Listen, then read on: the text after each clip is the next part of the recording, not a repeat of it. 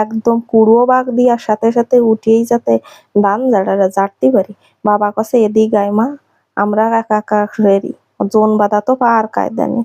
এই যে কুড়ো বাগ দিয়ার সাথে সাথে ঠেলে উঠিছে আমার বাপ মা, উঠি নিজেরা ধান ঝাড়তিছে। ওরে বাবা, জোন গেছে কত রাম ফর মাঝি, মাছ দাও, মাংস দাও, সময় মতো কাজ শেষ হওয়ার আগে টা দাও, তারপরে আবার বাতাস দাও, ফ্যান চালাও, টিভি চালাও, শরবত চালাও, তাগে জুত মতো অত কিছু আর দরকার কি।